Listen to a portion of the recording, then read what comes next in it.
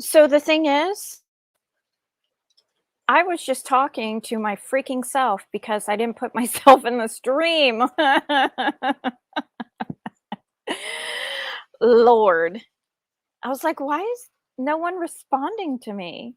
Hello, everyone, and welcome to the shit show that is the Do Good Letters.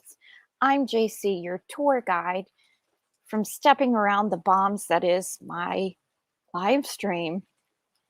I might guide you through them, but they're squishy and fun.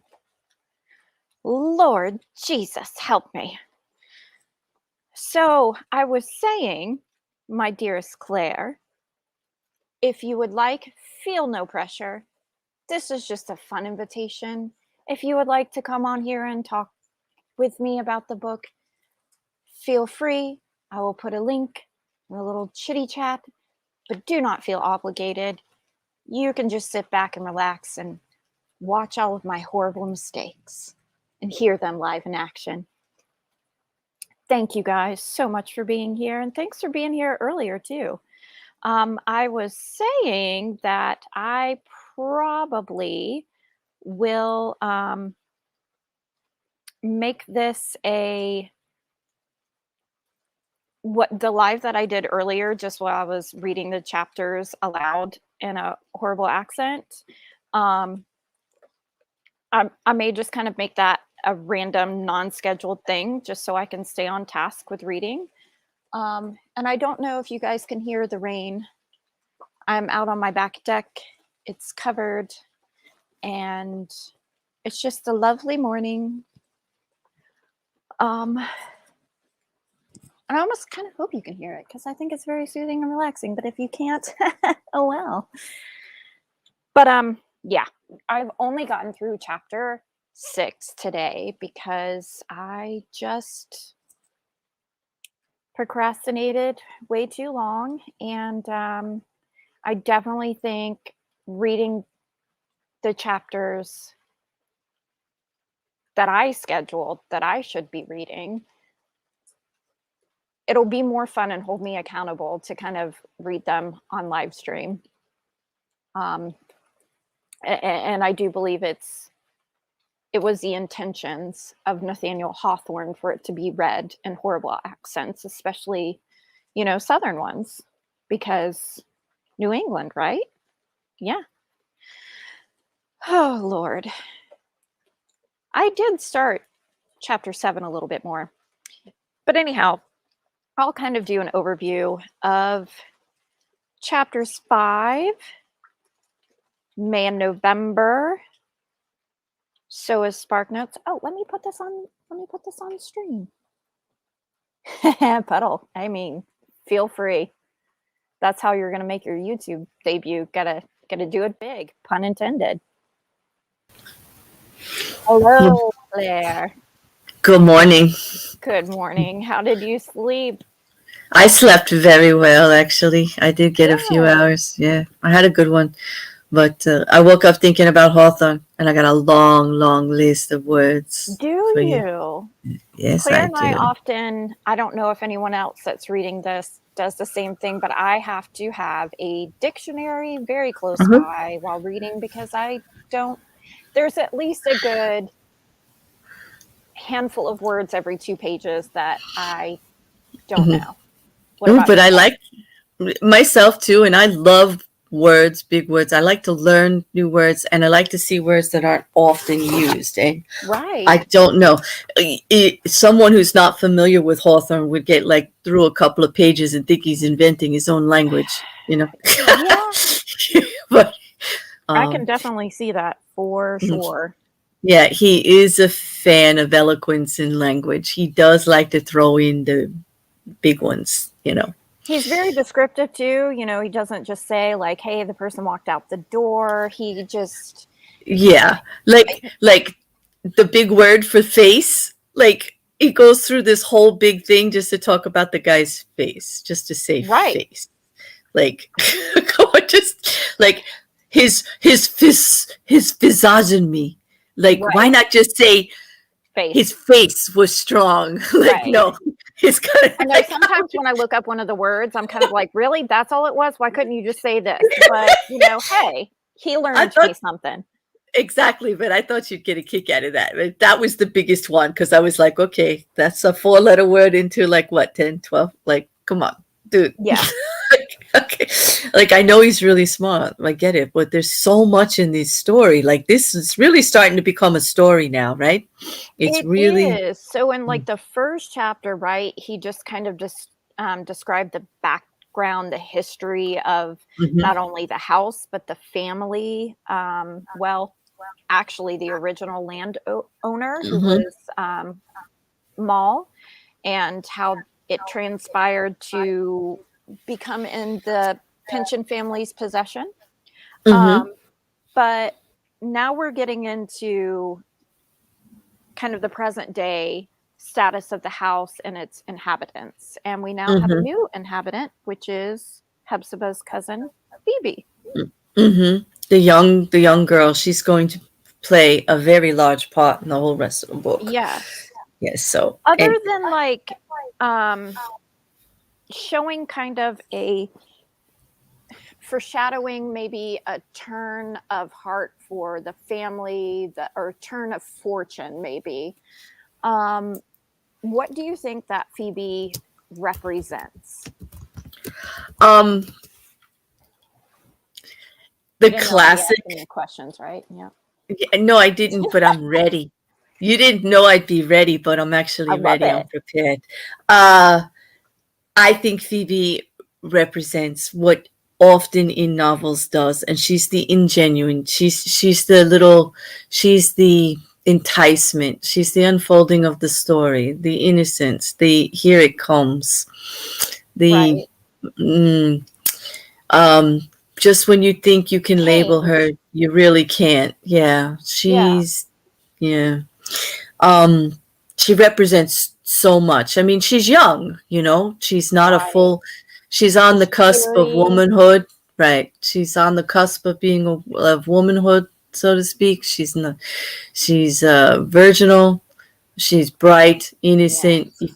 Nobody really wants to think of her that way yet. You know what I mean? Like they Almost don't even sounded want to like look at. Holgrove was starting to think of her that way. I mean, I know it was probably more innocent, but you know where my dirty mind goes sometimes. I'm like, oh, you want her to bring her rosebud up to your room? Oh, okay. But Oh, you mean Hepzibah? Yeah, no, but yeah, that's a tough thing because she's also has to tell her that, I can't afford to keep you here. Like I can't take care of everybody anymore. right.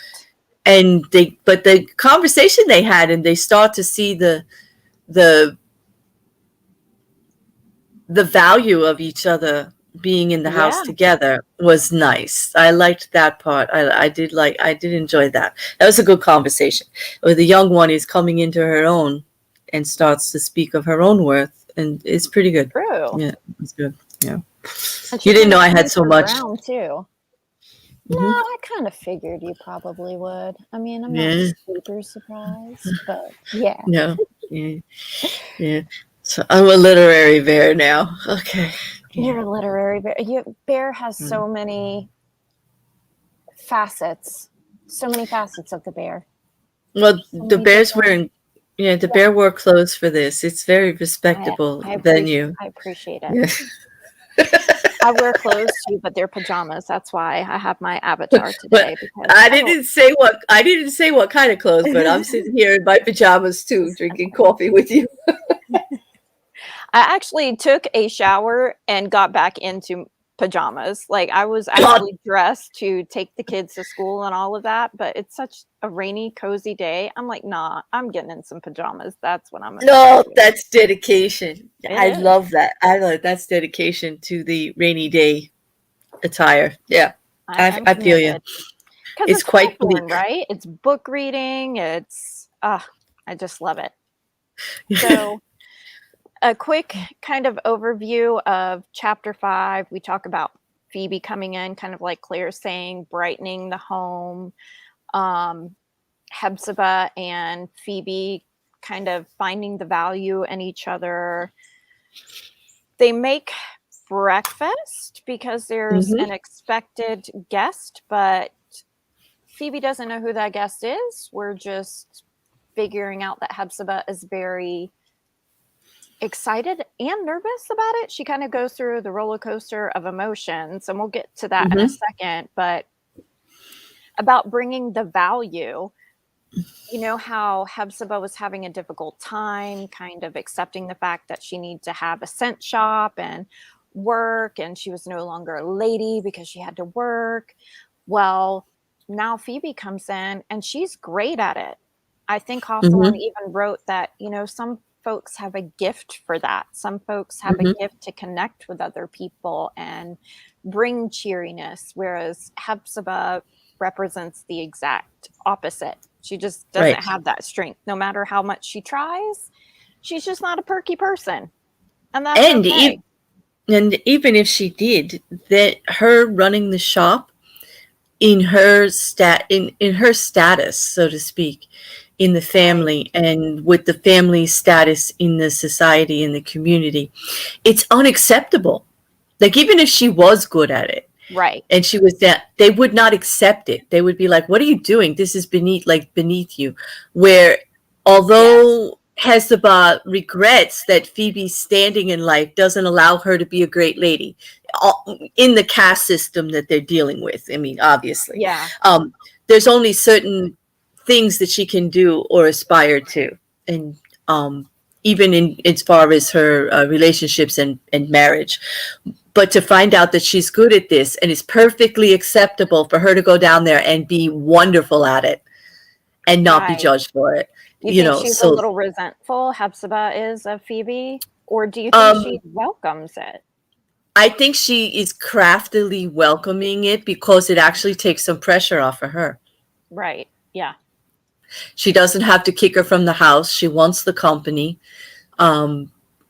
She's, you know, it's like, who wouldn't want useful eye candy? Like, who wouldn't want, you know, the work to get done and all that benefit? And then, you know, she knows she's forced into this situation, but she doesn't have to be the one to toil it now. Right. So I think she might carries her burden. I think she might feel pressure off of her. It doesn't actually say. There's inference to it, but it doesn't actually say. They don't actually get into it. So, right.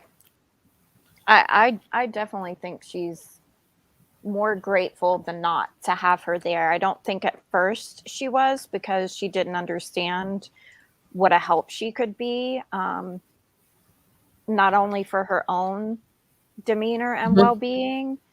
She at first was kind of like, nah, I've lived here alone forever. Like, just, I'm a crotchety old woman. Just never mind. You don't want to live here. It's dank and dusty in here. And she's like, no, I can cheer up the place, and I can do this, and I can do that. And I don't even think they mentioned the shop at first. Phoebe just kind of took it upon herself to do walk it right in there in the morning. She's like, no, I got it, cuz.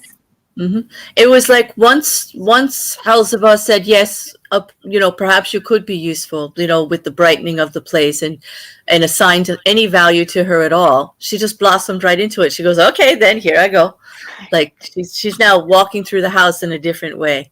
She's now walking through the house as part of it instead of just someone being taken care of there. Yeah. Almost like she's not walking around as like a servant, a ghost of herself, you know what I mean? I don't even know if they meant that by it, but almost like she's kind of coming back to life as the house is coming back to life. And let's see, they have a conversation. Phoebe has a conversation with Hallgrave, Hepzibah's tenant that lives in one of the Seven Gables, and they kind of discuss the garden that's outside. Most everything outside is just like the inside. It has not been taken care of, but there's this one little spot that looks like it has been taken care of. It's fruitful, literally. It is growing and thriving. She goes the rose in garden. to get, she goes in. Oh, and they also have some chickens, and she goes in to get them some little scraps of food, and then comes back out to the garden, and there stands Hallgrave. And he kind of gives her permission. In fact, he kind of insists, like, I want you to start taking care of some of this. Now, it was my understanding he didn't give her authority to do everything, right? Like, it was certain parts of the garden, like the chickens, I think the chickens, yeah, they talked about the chickens. I know the roses, right? And then to tend the roses because they need to be trimmed and they need someone to pay attention to them, Yeah. and I don't know if he meant to admire them or, Right. I don't know. But I thought he did mention that she would need to take care of that. But Yeah, and there's some symbolism too in the chickens themselves. Now they're kind of the size of pigeons, Hawthorne says, but they used to be about the size of turkeys. They were very fruitful and laying eggs. It was just, everything was bountiful, and now it's not. And even Hallgrave says, I try to feed them, but they ignore me. Maybe you can do better with it. yeah. And she even says, like, yeah, I'm a country girl. I know how to talk to the hens and the chickens. Yep. And he tries to infer that they recognize her as a member of the family, and they don't respond to him because he's not a Pinchin, Right. which is kind of weird. Like, why does a chicken care? I don't know. It's like True. But everything in this book, they make it about the standing of the family. Like, everything has to Right. do with the They're standing of the representative family, of right? the family as well. Right.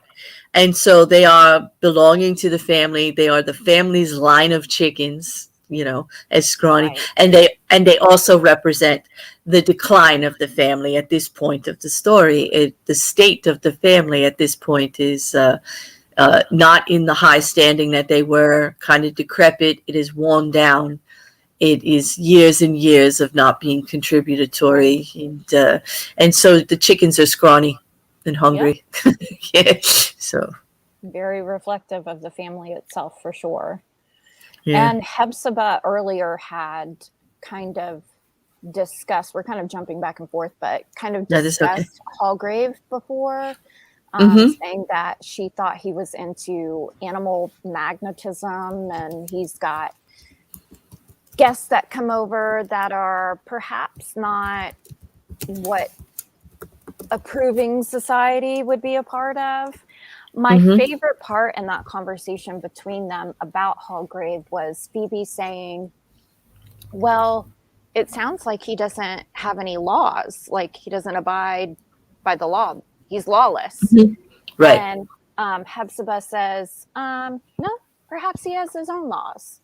And to me, that was just pretty cool, because we're not talking about criminal laws. We're talking about the rules of society, like what people expect. Like, no, you're this kind of person, you should do XYZ. No, you're a lady living in the South, you should know how to bake, you should know how to do all this. Right. Well, no, maybe I have my own set of rules to live by in life. So I thought it was pretty cool. No, that is. And it was also pretty odd and outstanding for that era, because there was more pressure to conform to everything that society expected you to do. So. Yes.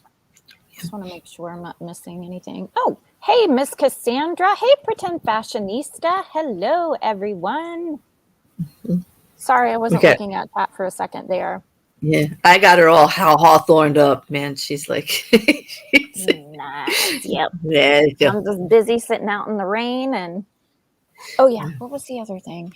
Oh yeah, so Phoebe starts to hear Hepzibah potentially talking to some other person being in the house. Doesn't she even hear footsteps? She hears, she's like, yeah, hey, what's that? And Hepzibah's like, I don't hear anything. Yeah, there's noise and rumbling as if someone is moving about the house, and Hepzibah is completely ignoring it. But Phoebe is like, what is it? The first time she's heard it, and she can't account for who it is, because Hallgrave has already been accounted for, and so has Hepzibah. So, like, what's going on? Right. And why won't she talk about it? Why won't Hepzibah talk about it? Like But I she's didn't. seen Phoebe thinks she hears Hepzibah responding to it sometimes, though. So Mm, that's even more strange that, like, no, dude, I hear you talking to it. Like, I know you know what I'm talking about. So yeah, right. And why isn't she acknowledging it? It's yeah, interesting. it is. It's like it's very curious. Like what's going on? She's either half crazy or she's hiding somebody in the house. I know, I don't know. right?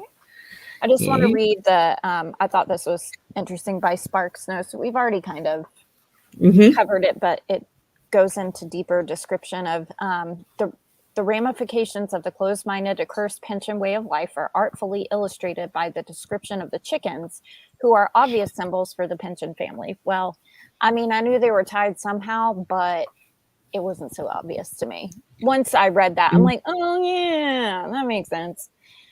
Like the pensions, the chickens were once a large, hardy breed, but like the family that breeds them, they have suffered with time, shrinking in size. By their nature, Mm-hmm. too, the chickens, whose clucking and fighting is more evocative of petty gossip than of serious discussion, Mm-hmm. seems like a rather unflattering metaphor for a ruined family. Oh, but Nonetheless, accurate. completely accurate. Nonetheless, the chickens also exhibit a rather admirable dignity, as their lineage has endured in the face of poor health and seeming neglect. That is true. I didn't think about that. Mm-hmm. Like, they're still there, the They are. nice people. Mm-hmm. As the narrator tells us, so wise as well as antique was their aspect as to give color to the idea, not merely that they were the descendants of a time-honored race, but that they had existed in their individual capacity ever since the House of the Seven Gables was founded and were somehow mixed up with its destiny. Not only do the chickens share the pension's declining fortunes, but they are inextricably linked to the fate of the family's house as well. Oh, Yes, so that's a they lot of pressure. Yeah, exist in spite of themselves. Poor chickens. exactly. Well, there you go. Now look at this. Now Phoebe has the weight of the house and the chickens on her shoulders. Look at this. Right? But I think Yeah. she's up for the task. Mhm. It seems to really be Well, there's the whole thing with finding purpose in one's life, and you become. Mm, she's now full of life and full of things to do, and she can seems like accomplish she's found things. her purpose for sure. Mm-hmm. Because it really doesn't describe too much. It describes where she came from, being out in the country, that sort of thing, but it doesn't quite Mm-hmm. describe her demeanor, whether or not she was happy out there. Right. So who knows? Maybe in a weird way, the house has made her happier. I don't know. Well, just having something to do, having purpose, being, just having that value put on her with the conversation with Hepzibah, and then going down and having something to do, being given responsibility of the chickens and things. Mm. It just add value to her everyday existence. Can you imagine just rambling around that house all day with really nothing to do and hardly anyone I to talk to? would love it. Yes, I can imagine because I have literally been in that house. And yes, I absolutely can. I mean, I know probably by myself for a long time I'd probably get bored, but for like a week, heck yeah, that would be Mm-hmm. my dream to Yeah, just but live in an like, old house. I know what you mean. mm, For the yeah, character, that'd be like right. me in my house right now, never talking to anybody. It'd be like quarantine forever by Mm-hmm. yourself. You start to, Exactly. yeah, and no YouTube. Like so no YouTube, no cell phone. Phoebe was just rambling around that house with hardly anyone to talk to, but now she has things to do, which help. Yes. So, yeah. So Yes, Miss Cassandra, that is exactly, I think I asked Claire maybe in a private conversation, like, did you not think of Friends whenever you heard the character's name Phoebe? I just can't get it out of my head. And I yeah. think you said no, but I did. No, no, because Phoebe and Friends is the last thing you think of innocent. You don't think innocent when you think of Phoebe and Friends. No, you just don't. And the Phoebe and No. Hawthorne is like is is just Kind of awakening. childlike She's just, almost. Yeah. yeah, she's childlike. Well, She's on that cusp of childlike and womanhood, womanhood. and she Yeah. just doesn't know anything. And she has no awareness of the charms that she has as Right. far as going into womanhood. It's lost on her, which makes it even more endearing to others. Right. So yeah, she's definitely not the Phoebe from Friends. No.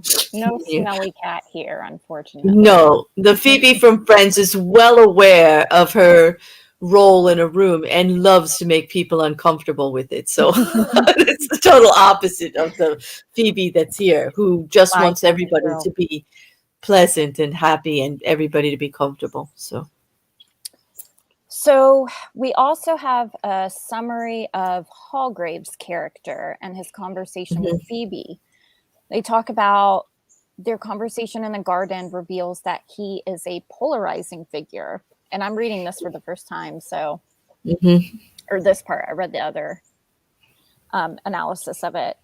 But for better or worse, disrupts the world around him. Hallgrave's politics are said to be wild and dangerous, but it is Mhm. telling that Hepzibah, who seems to have such an austere conception of society, lets him live in her house. Even her usual convictions seem to be overturned by his magnetic figure. In the garden, Phoebe's hearty country goodness falls prey to Hallgrave's charm, making this figure, a man she would normally avoid, becoming increasingly compelling. Yet the Mhm. real testament to how contradictory a figure Hallgrave is comes when he shows Phoebe of his, I'll try to pronounce it one time, it's basically photograph, but daguerreotype. Yeah, daguerreotypes. The Mhm. man in the daguerreotype who strongly resembles Colonel Pynchon should be one of great pomp and respectability. Although he wears a smile, there's nothing amicable about this particular photograph. Granted, this one's subject, who in later chapters will prove to be Judge Pynchon, supplies his own contradictions and hidden meanings, but it is noteworthy that that these mysteries are first revealed by Hallgrave. Mhm. But Okay. he is Keep that quite the reading. dangerous, charming type, and I think they're trying to show that although neither of these women would normally be in any contact with a man like this, True. and how just being in contact with this man, with his beliefs and how he is changing them both already. Yeah. Hepzibah, with her acceptance of, oh, people can be outside of society and still be like acceptable, like they might have some value. And for Phoebe, more like she would never even consider someone with such um, uh, outrageous thoughts and opinions, Right. unacceptable in society. And yet here she is having quite comfortable conversation with him and falling prey to his charms, like looking at him a little different, like, aren't you the fascinating creature? Mm, Right. yeah. Like not normal circumstances for these two to meet and Mm, converse, but right. kind of But that there they. house has been the perfect Hmm. setting for it. So um I kind of can relate to you, Pretend Fashionista. She says, I read this mainly at night, and man, I missed a ton of stuff. There is so Mm. many details in this. And yes, when I read this at night, if it's too late, like I was trying to catch up last night, I kind of fell asleep reading it. Not because Hmm. it was so boring, but it's just, it was too You late. want you want to know a trick how to get through Hawthorne? What's that? Yeah. Read in a Okay. Southern accent? Because that was helping No, me no, no, earlier. no. If you want to get all of the little nuances and the details, Yeah. the read the cliff notes first, or read the short summaries first, so you have the basis, and then go back in, and all of that stuff hits you Oh. right in the face It because you doesn't now know ruin what's it going if on. you read No, no, beforehand? No? no, because you now know what's going on. You can get all the flowery, all of the language, all of the description, all of the nuance. Like you have room for it. Hawthorne's big. It's hard. You got to read it more than once. Like, and who has time to read 4 Yeah. chapters 2 or Yeah. 3 times. So if you get the story, yes, you won't get the surprise of the story, but you're going to get the depth of the story, if you Yeah, know what that I mean. makes sense. Yeah, Yeah. it does. It But I helped feel me. like it's, Yeah. I mean, And I may try with a don't couple chapters, but if I feel like it's ruining the mm, surprise of it, then I might but not. well, but you've read the book before. Are you going to be really surprised? I have not read the book before. Oh, you haven't? Oh, this is No. your first venture into Hawthorne? Yes, I have not read Yo, it before. it's been a long time since I met a I've never Hawthorne read version. Hawthorne, period. I Wow. mean, I know he Okay. wrote The Scarlet Letter. I never had to read it in school. I know what it's about. I mean, Mm-hmm. Mm. it's so famous that, at least in America, you Mm-hmm. have to kind of know what it's about. But Mm-hmm. I didn't know he wrote it, and no, I never knew about this house. I was just near Salem, which is where this house actually is. This is, Mm-hmm. I've explained before, but just in case anybody in chat doesn't know, Nathaniel Hawthorne lived near this house. His cousin actually lived in the house of the Seven Gables, and it's gone through many changes. It was like an L-shaped house first, Mm-hmm. and then had additions, and some of those were taken off, and some of those were added back on. And it still has Seven Gables today. But I was about an hour away from Salem. I had a full day. We had a family emergency that turned out to be a family blessing. And I was there, wanted to do something fun, realized Salem, Massachusetts was close to me. I was like, heck yeah. But once I started reading online, I was a little disappointed that Salem seems to be a little bit more kitschy touristy. Like, It is. It's kind of like Woodstock. What Woodstock became. It's yeah, like it was a little disappointing for that. But then I found the House of the Seven Gables. I'm like, dude, love history. Cool. This sounds and looks amazing. I want to go in an old house. And then they started telling, of course, the tour guides the history of the house, and love it, and bought his book. So my copy of the House of the Seven Gables is from the House the of the seven. Seven Gables. So got a little stampy stamp on Oh, it too.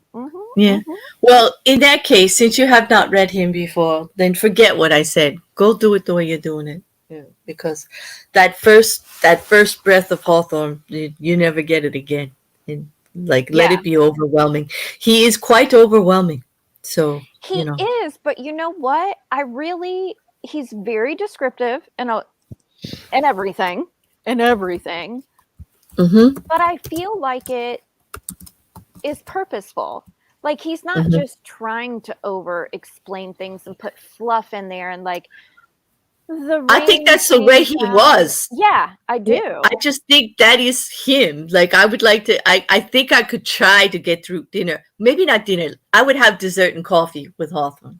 I think that's all I could take because, Probably he writes probably have the to have way some coffee. Might put us to sleep yeah, in a good he way, right? writes. Though. Yeah, in a good way.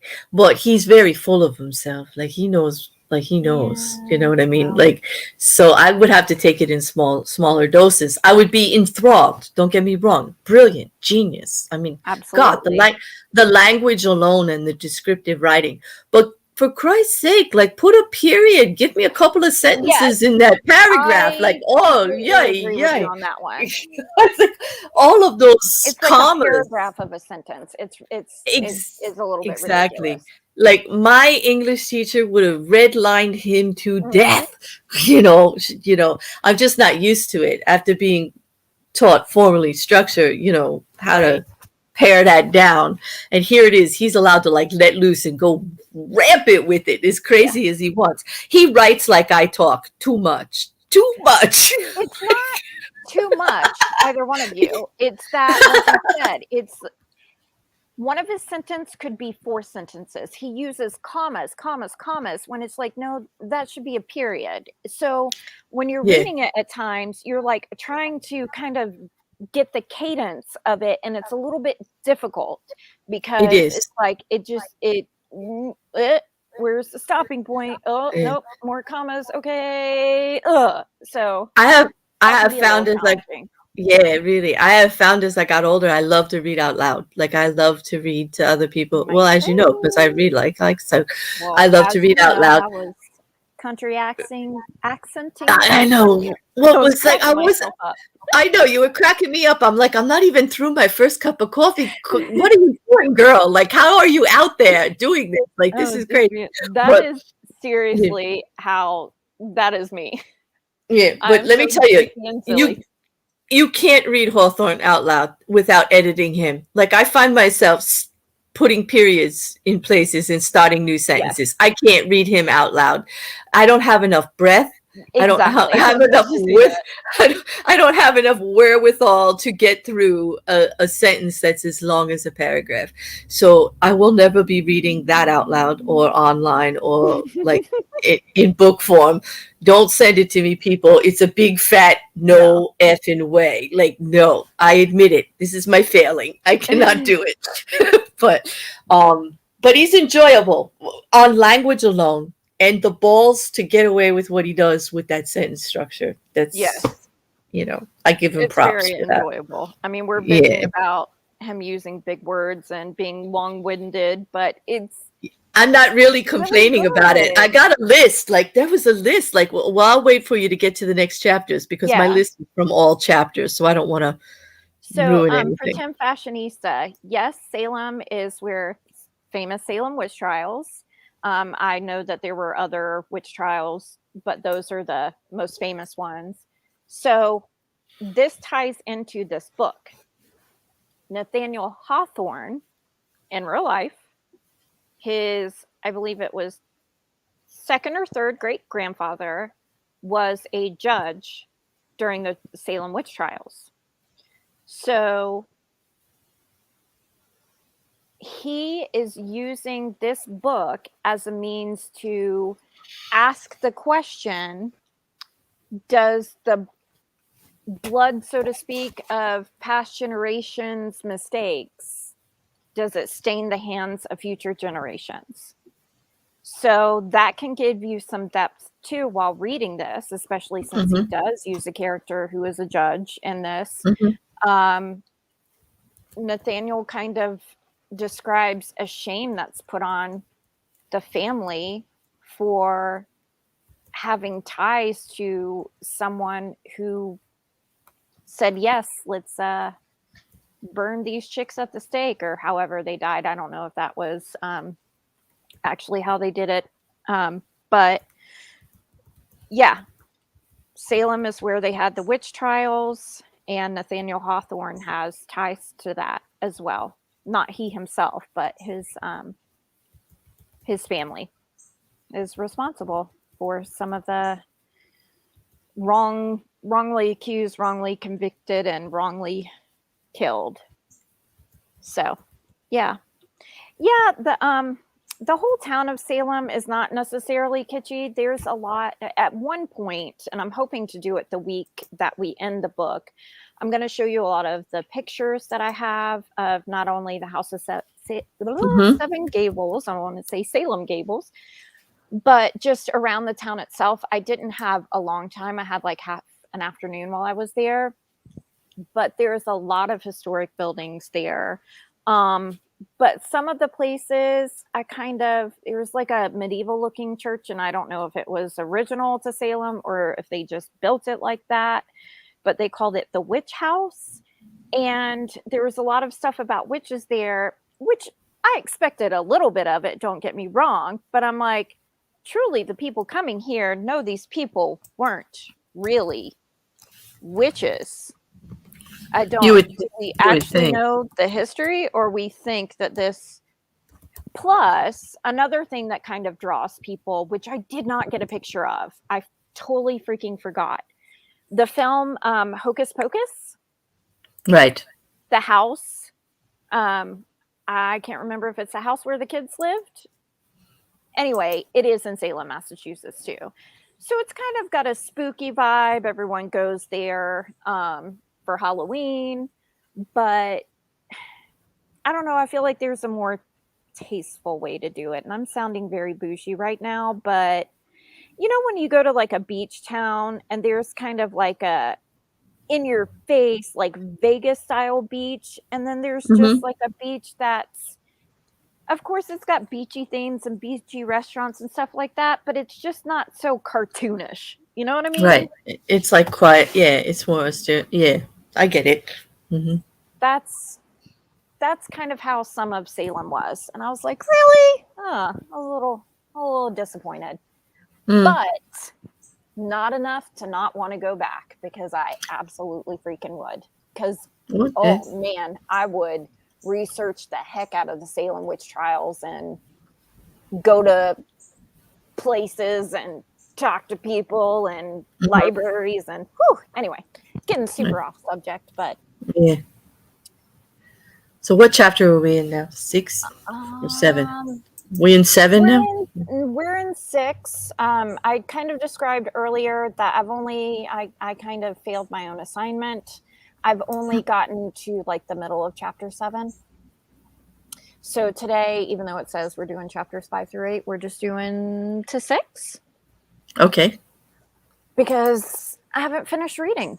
So we'll probably tack that on to next week. Next week was supposed to only be 2 chapters, but guess we're going to make that one 4 in this one too. But let me see too. I can click on some themes and different. Yeah. Kind of to tie into what I was saying before, one of the themes of this novel is that Hawthorne even states in the preface of the book that he takes many opportunities to link the misdeeds of Colonel Pynchon to the subsequent misfortunes of the Pynchon family. It was saying the sins of one generation are visited on the next, kind of like how his family is as well. Mm-hmm.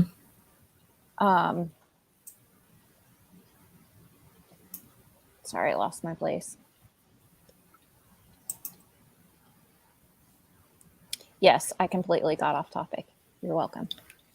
It Who happens. do you think you're watching? Have you not heard me ramble before? That's me. Okay. I've read the Bridgeton books. Love them and love the show. Oh, I think I've seen, at least, I haven't watched the show, but is that on Netflix? Do you know what she's talking about, Claire? I do not. I don't know if I read them. Are they? She said, I don't recommend watching with your mom, as lots of guts getting digged into. Oh, interesting. Oh, she said no. She got off topic. So. Oh no, you're fine. But Puddle's quoting Exodus to us. Yes. Thank you for our Bible lesson. I appreciate it. There's always a good turn for a Bible lesson, right? So that we could scorn at. Yeah. Yes, I know, right? We could pick that apart for sure, and all its hypocrisies and fun stuff. And again, she said yes. It's on net. What is it called on Netflix, Mrs. Cassandra? Because I think it's the same name. I think it's Bridgeton. Well, at least it has Bridgeton in it. Does it not?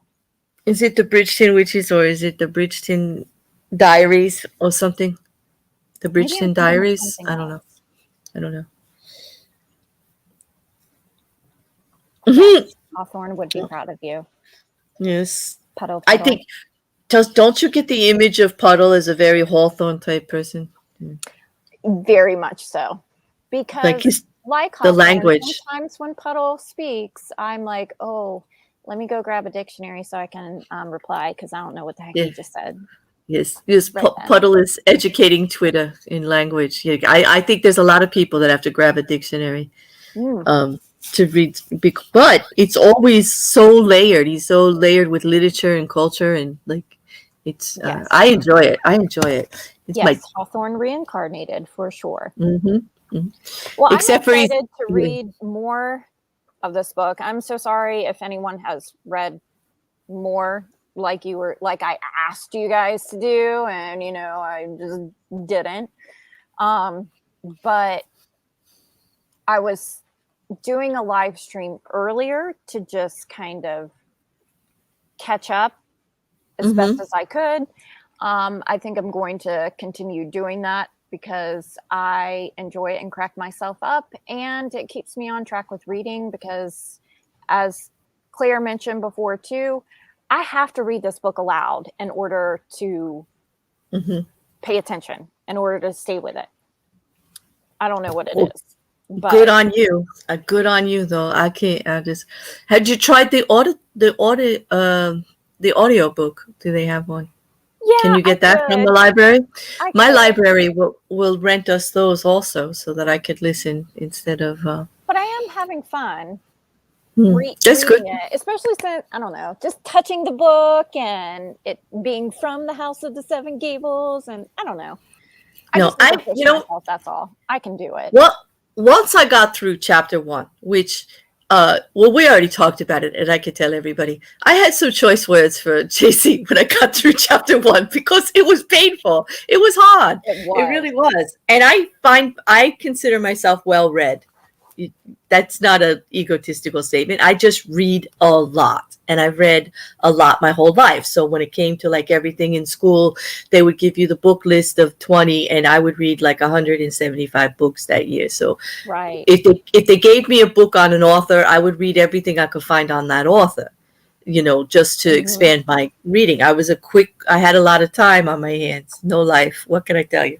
But I love to read. I read a lot too. So I was frustrated that Hawthorne really got to me that first chapter. He was making it so difficult for me to get through with all the with the periods and the long descriptions, and I kept going, why? Like, why are you doing this to me?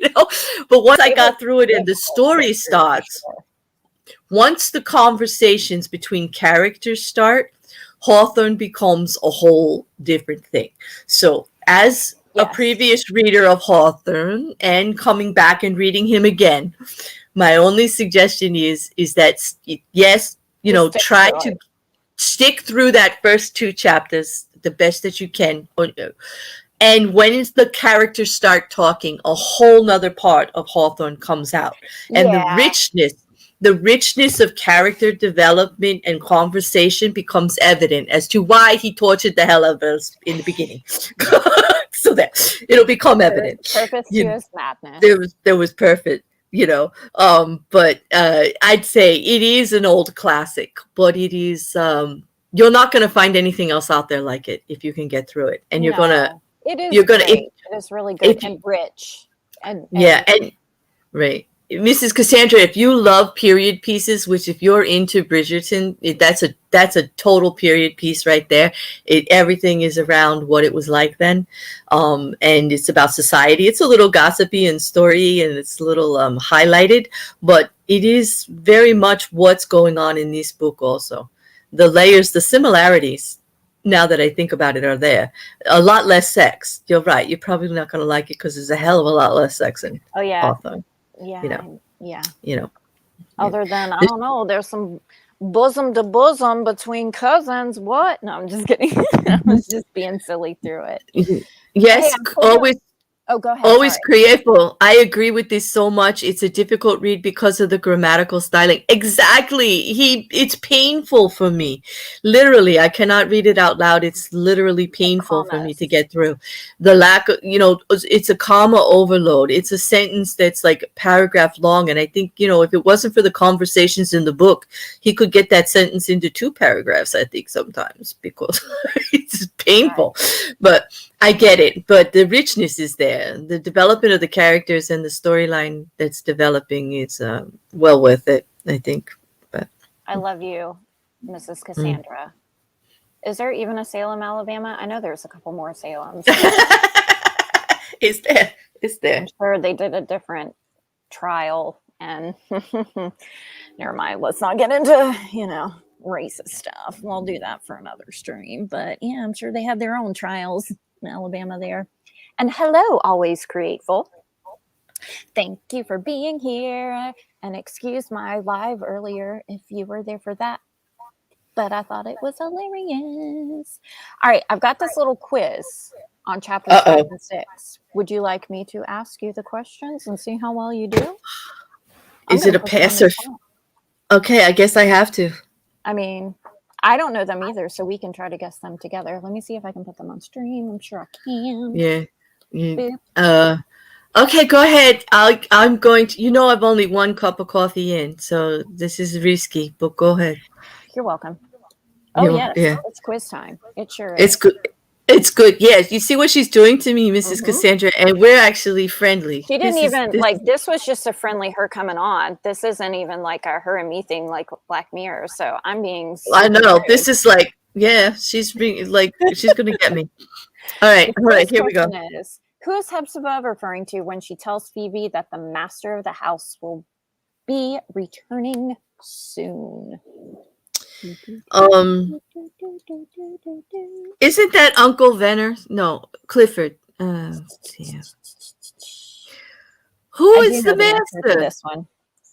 It's Clifford. So the options are Clifford Pynchon, Judge Pynchon, Uncle Venner, and Holgrave. It's either Uncle Venner. Clifford. No, Clifford. Final answer? You are correct. It's Clifford. Clifford. Oh, yay! Okay, now I'm ready. Am I correct in thinking that is the cousin who's been in jail for being accused of killing his other cousin? Yeah. Yep. What does Phoebe convince Hepzibah to allow her to do? Talk with Holgrave, stay at the house longer, tend the garden, tend the pension store.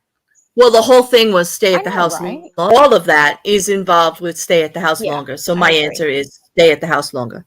Correct. And if it's not, they're just setting us up. They're just they're cricking us. Well, I like that, cricking us. Hepzibah claim that Holgrave lives by. Oh, we talked about this. I love this. His own laws. His own laws. That was not that he's favorite. Go ahead. Sorry. He's not unlawful. He's law adjacent. Okay.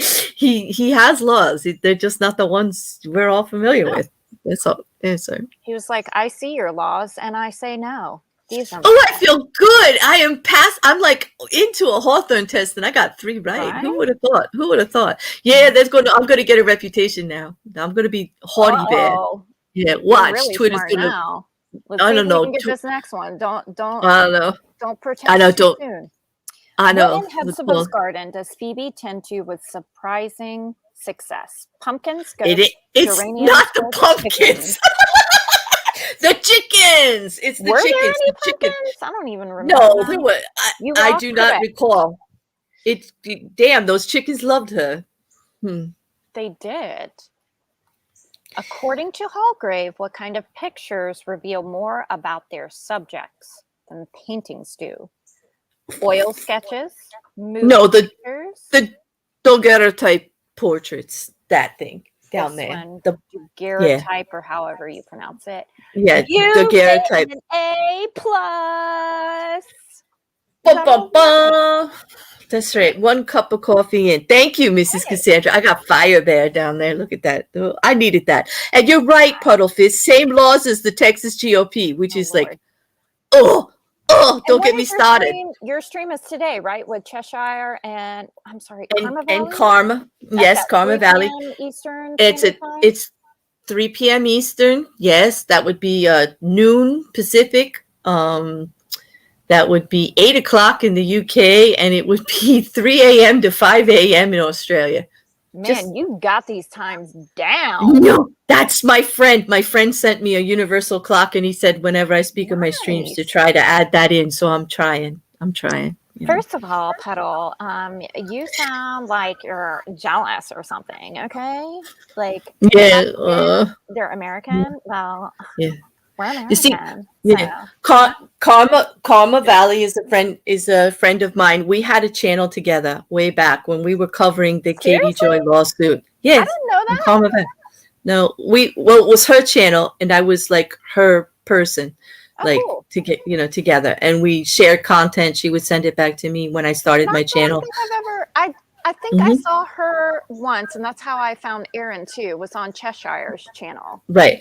Well, I have a playlist of panel appearances, and all of the beginning ones from way back are all on with her. when we were discussing Katie Joy and the lawsuit. That's how I got involved. And she is actually instrumental in me having a channel. Her and my other friend, Illuminati, kind of Very cool. berated me all into it. around. Yeah, history, bear history. I didn't know these things. Not that you wanted to know all that. Mrs. Cassandra, right? I was thinking that was going to be like, because they say that about me. They say I'm arrogant because like I don't hide if I know something. I don't know why that's arrogant. Like, do I have to, like, that's not fair to ask me to pretend not to know stuff just so I get along with people. I'm nice about it. Embarrassed by their ignorance. Like, yeah, no, I'm not throwing things in people's faces, but you know. But they will. That'll be the new thing. I'll be haughty bear out there because I passed the Hawthorne test. But it'll be appropriate in this way, you know. Let's just hope that I'm the one that put it out. So I'm the one that put you on the spot so people can blame me, okay? Or maybe they'll say that behind the scenes you're forcing me to, you know. No, do they not know that you're the true puppet master? I mean, Dean, I'm only an avatar over here. This situation I kind of am. You are. We don't know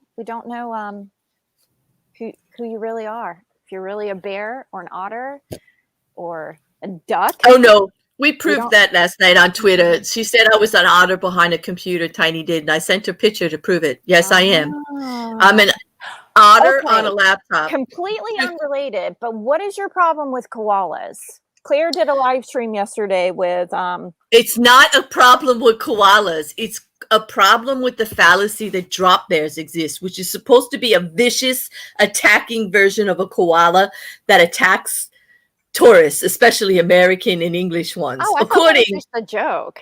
It is a joke, but that's the thing. I went on Heretical's panel, and they tried to convince me it was true, and they drop-beared me. They showed me the picture. They tried to terrorize me, and I didn't really fall for it, but I played along because of that. And because apparently, if Australians like you, they pick on you mercilessly until you cry. I love them too. Yeah. Yes, a drop bear is a koala bear. It's a koala bear, but it's not right. And it's like they say they drop out of trees and viciously bite your neck and rip your head off and all this stuff. It was terrible. But I mentioned it to Reverend because we were talking about the other stream and how much fun it is over there. And then he decided to take it and run with it and torture me with drop bears through my whole AITA. Yes.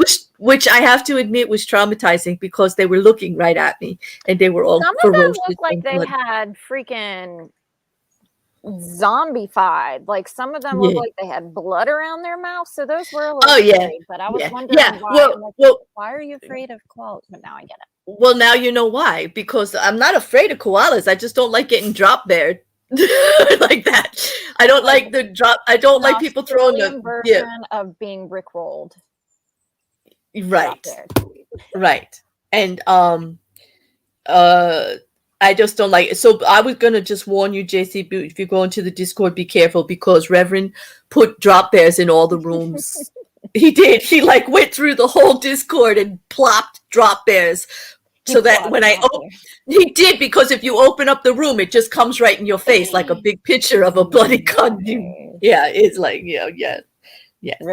So sorry, I sidetracked there, but I really wanted to know. I was trying to ask on in the chat last night, but I think I asked too late before. Oh, look at your mod is so good. He actually gave an information link for everybody to find out about drop bears. Look at that. Nice. Thank you, Puddle.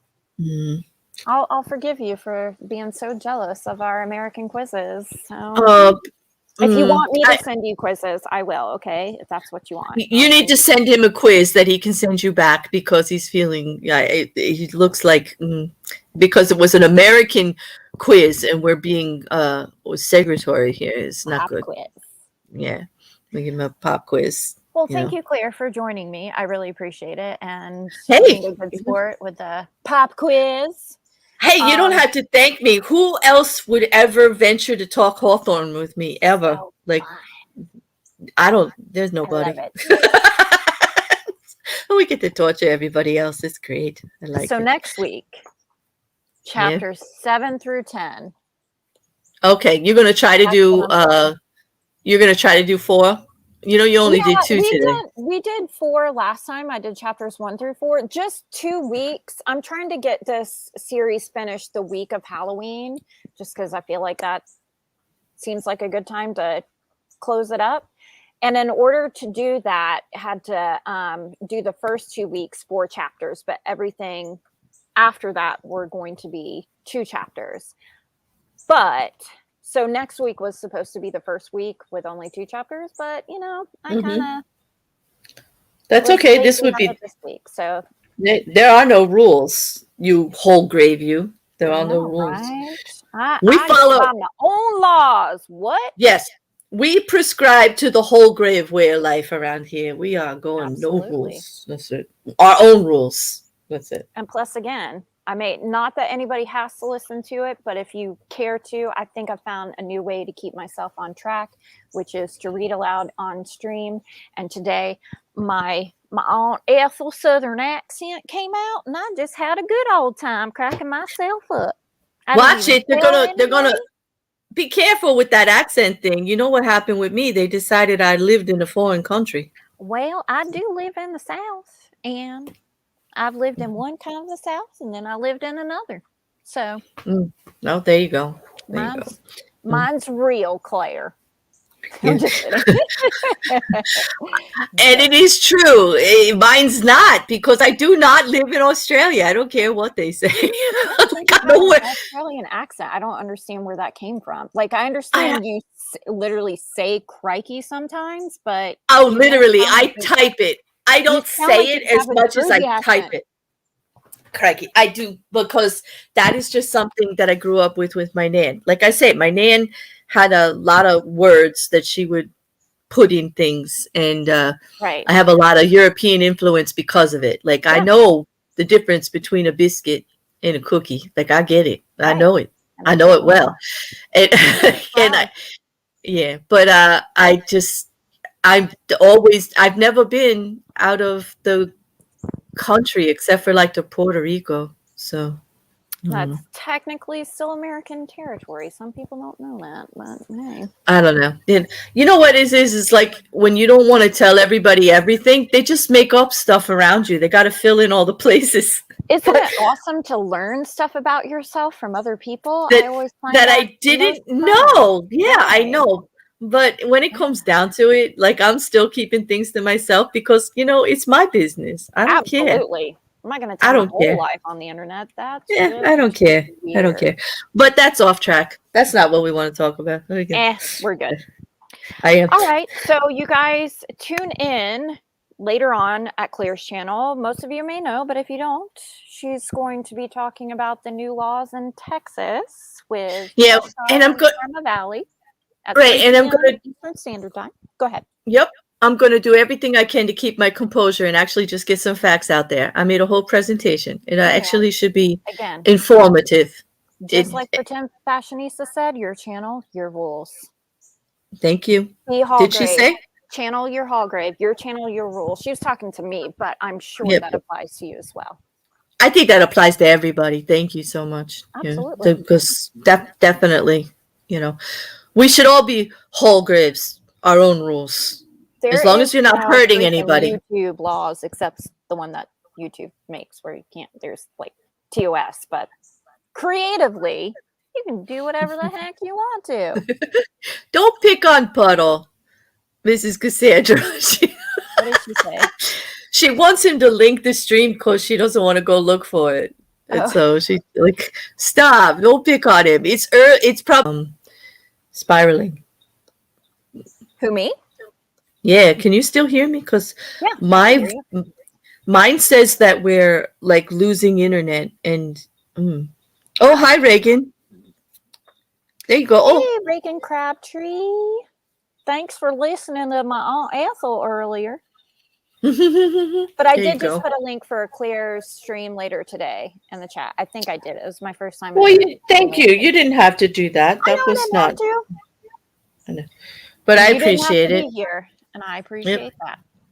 I had to be here. It's my Hawthorne club now. It was like, I like book club. I'm that girl. I'm going to try to figure out what book I want to do next in November, but it probably won't be something super literary. I don't know. It might just be something lighter and fun. And my version of the word lighter is perhaps different, as we've seen from Yeah. about Black Mirror. Like, this is a lighter, Okay. lighter scene. Yeah. Last time you told me it was lighter, the guy died like 4 times. like, oh my God, how many times do I have to go through this? Well, okay. Casey's secretly, what is it? Oh, Masochist or whatever. I don't know words, right? right. Oh, don't be offended, Mrs. Cassandra. You got thick skin. I could pick on you. You got your reminder on. I trust you for that. Oh, she fired Puddle. You can't fire him. It's not your channel. It's impossible. Impossible. And no one would dare, right, JC? No one would dare fire the Puddle. Oh, Mrs. Cassandra, that's just like, don't go there. Nobody would dare fire the Puddle. Like, and who would want to? Who would want to, actually, really? I mean, you may want to jump in a puddle, because that's fun. That is fun. That is fun, splashing around in a puddle. Nobody wants to fire a puddle. We got eyeballs. We better end this stream. All right, guys. Thank you. Yes. And thank you, Claire. And read chapters, I don't know what I said, 7 through 10 for next week to she thinks she's going to read them. Yeah, she thinks she's going to chapter 10 next week, people. So just try to be ready. She thinks she's going there. But we'll see. We'll see. Okay. Yeah. All right, guys. Thank you, Claire. All right. And you're welcome. Thank you, JC. This is fun. Yeah. Bye. Thank you. Bye.